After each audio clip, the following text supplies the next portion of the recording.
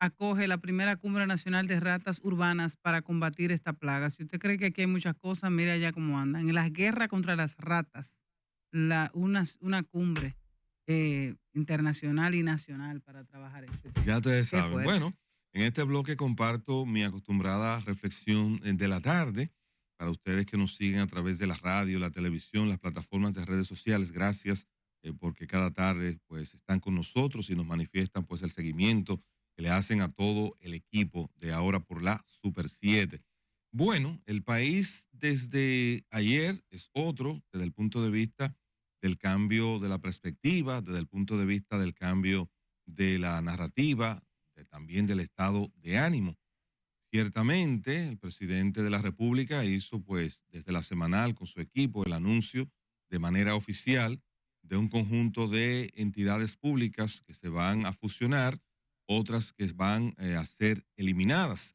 Y es evidente que esto, pues, cambia la dinámica social, política y hasta la perspectiva económica del país.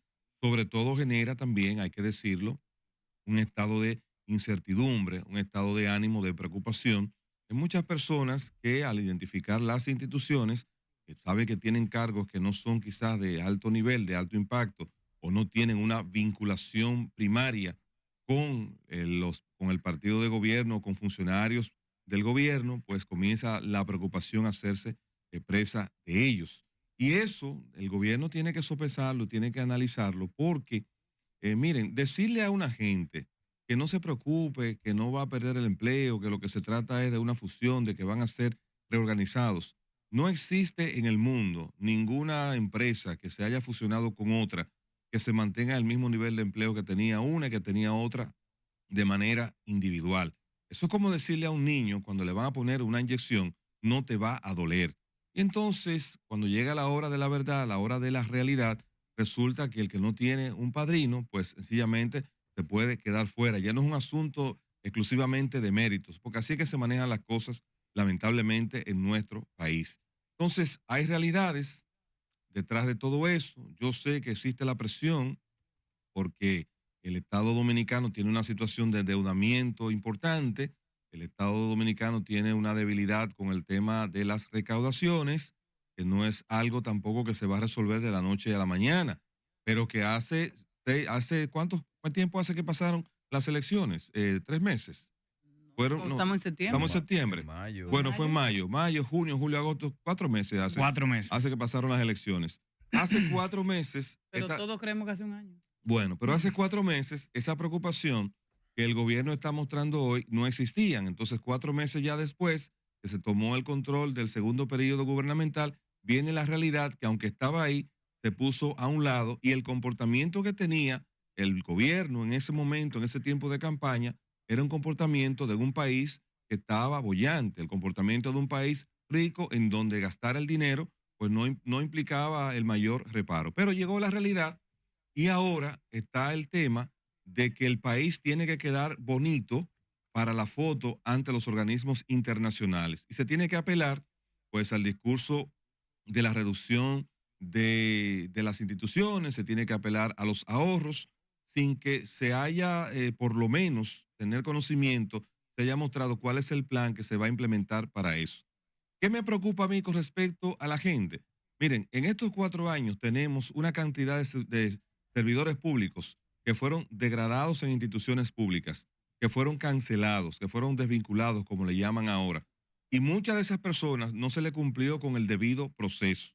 Y están la mayoría o en el Tribunal Superior Administrativo y están algunos casos hasta en la Suprema Corte de Justicia. ¿Por qué?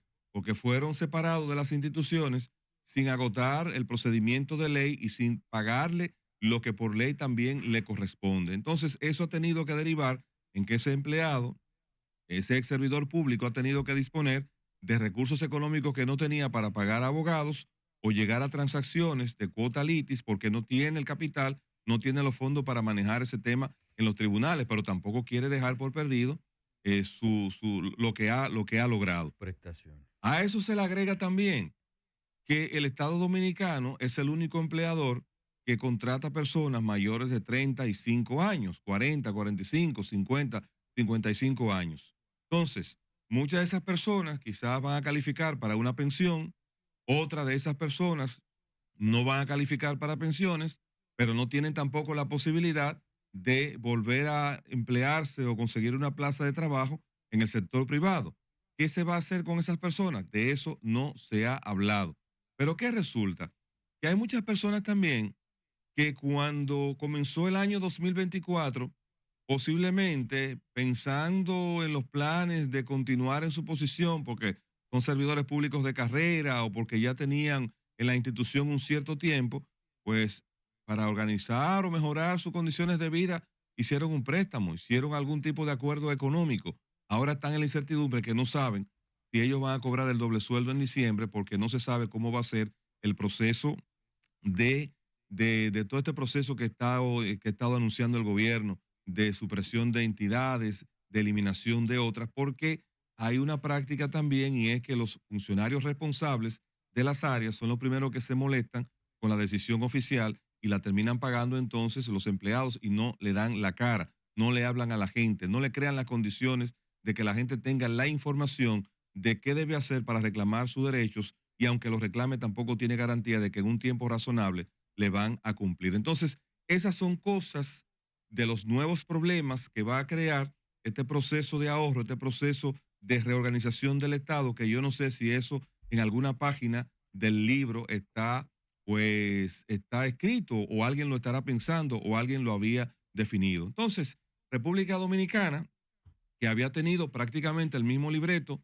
en los últimos 60 años, libreto que le permitió crecer y ser una de las economías más vigorosas de la región, Centroamérica, en el Caribe la número uno, y un crecimiento de manera sostenida, exceptuando los momentos de crisis como fue la pandemia, como fue la etapa de la quiebra bancaria, pues ahora estamos cambiando el libreto a la República Dominicana y no sabemos qué va a salir de ese libreto porque tampoco hay una referencia ni hay tampoco con qué comparar hacia dónde se va a llevar el país después de todos estos procesos al mismo tiempo de cambios, de promesas de reformas, entre otras cosas.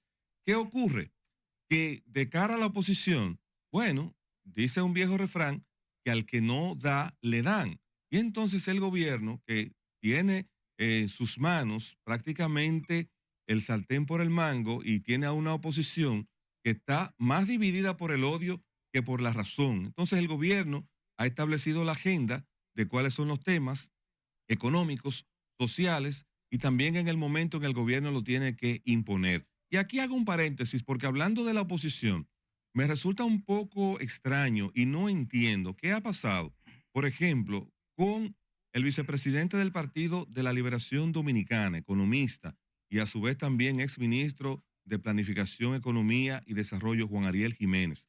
Fíjense, con respecto al tema de la unificación de la MESIP y del Ministerio de Educación, hasta ahora, las voces como de Domínguez Brito, como de Melanio Paredes y la del propio Carlos Amarante Baret han ido en la dirección de no estar de acuerdo con que se produzca la fusión y han expresado los tres puntos de vista que entiendo deben ser tomados en cuenta. Y a eso usted le suma, voy a dejar fuera del análisis a los demás miembros de la oposición, de la Fuerza del Pueblo, que se han expresado en sentido contrario. Pero vuelvo a nuestro amigo Juan Ariel Jiménez, que ha dicho que sí, que él está de acuerdo con este proceso de reestructuración del Estado que ha anunciado el gobierno del presidente Luis Abinader, que él está de acuerdo con que sí se junte la MESID con el Ministerio de Educación, porque en otros países existe un solo ministerio.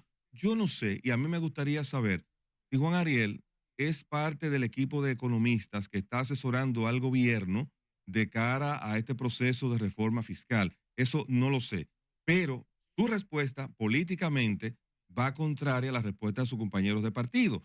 Hasta ahora el PLD como partido no se ha referido a este tema y me llama la atención que miembros del comité político, por lo menos cuatro, estén expresando su posición y el partido hasta ahora no se conozca en qué dirección va a opinar. Yo entiendo que, y esto es una reflexión para los políticos jóvenes, sobre todo los que hacen comunicación, miren cómo los dirigentes que tienen mayor compromiso político en una organización en un momento determinado, pues ellos se colocan sin importar que coincidan con el gobierno, pues están expresando una posición y la están expresando de manera pública sin ese impulso, sin esa defensa muchas veces es fanática de los colores partidarios. Él ha dicho que él lo defiende porque él entiende que eso le conviene al país, pero se ha separado de la posible posición de su partido, por lo menos se ha separado de la posición de sus compañeros de partido. ¿Me quería decir algo, Jesús? Sí, vi el hilo que él publicó ayer en X. Para mí fue apresurado, de verdad, verlo escribir sobre o responder sobre el tema.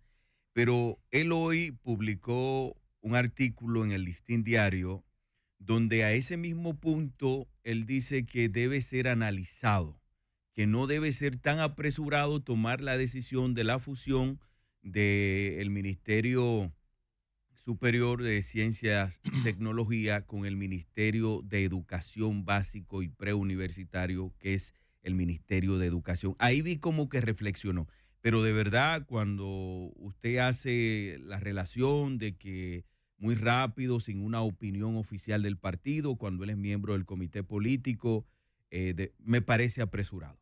Bueno, gracias, Jesulín, por el aporte. ¿Me ibas a decir algo, Giancarlo? No. Entonces yo cierro este comentario con la siguiente, ya con esta parte.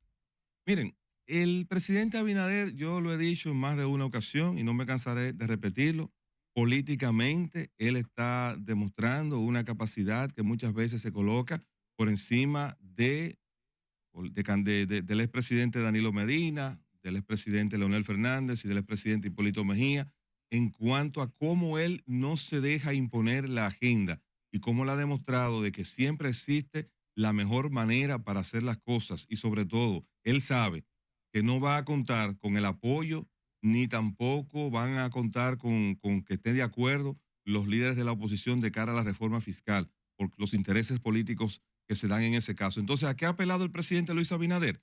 Ha apelado a buscar la legitimidad social. ¿A través de qué? Todos esos anuncios de reducción, de cierre, de eliminación de instituciones, eso conecta muy bien con el discurso de la antipolítica. Y ese discurso de la antipolítica es un discurso que siempre ha aprendido en la clase media y en la clase alta de República Dominicana, sobre todo de cara a los últimos tiempos. Entonces, el gobierno, el presidente como tal, su gobierno ha asumido ese discurso en la práctica de la antipolítica cuando tiene que tomar decisiones que él entiende que no va a contar con el respaldo ni el apoyo de la oposición. Entonces, el presidente ahora con este anuncio, que ha puesto a mucha gente contento porque por fin se va a reducir el Estado, se van a sacar del Estado una cantidad de políticos, probablemente se van a perder 30, 40, 50 mil empleos entre directos e indirectos a la medida que esto se vaya pues ejecutando, pero la gente le gusta escuchar eso y mucha gente lo aplaude, aunque mañana se lo esté llevando quien lo trajo, en el momento de sumarse al discurso de la antipolítica y sobre todo también la polarización. El antipolítico es aquel que tiene el discurso, que no quiere que la gente odie al político, que la gente no quiere saber nada que tenga que ver con la política, a pesar de que este país, en los últimos 50 años, quienes lo han dirigido y quienes lo han impulsado a crecer han sido los políticos, más que otras cosas. Pero ahora no se quiere saber de los políticos y todo lo que vaya en contra de los políticos, pues es aplaudido, aunque no se sepa para dónde se va, ni mucho menos el resultado que se va a tener con las decisiones que se van adoptando, sobre todo que son decisiones que yo por lo menos no he visto, que nadie ha presentado un estudio en qué tiempo se va a llevar esto a cabo, en qué plazo se va a llevar a cabo, cómo se va a llevar este desmonte, cuál es realmente el beneficio que va a tener este desmonte y qué se va a hacer con una cantidad de empleos que van a sobrar, qué se va a hacer inclusive hasta con los inmuebles de esas instituciones que se van a eliminar y que se van a fusionar, qué se va a hacer con eso. Porque si se está hablando de que aquí va a haber una reducción, esas son de las cosas que también deben ser planteadas. Pero lo importante es crear una ola en la que la mayoría pues se suman y aplauden como focas. Hay que decir también, y hay que reconocerlo, hubo una gran mayoría del pueblo que votó por eso. Se va a demostrar si es verdad que la mayoría siempre tiene la razón a la hora de que los resultados a lo mejor pues no terminen como se espera. Y yo lo que deseo de todo corazón es que todos estos cambios al mismo tiempo pues podamos tener un mejor país, que podamos tener un país que siga creciendo y que esto no se convierta entonces después en un dolor de cabeza. De eso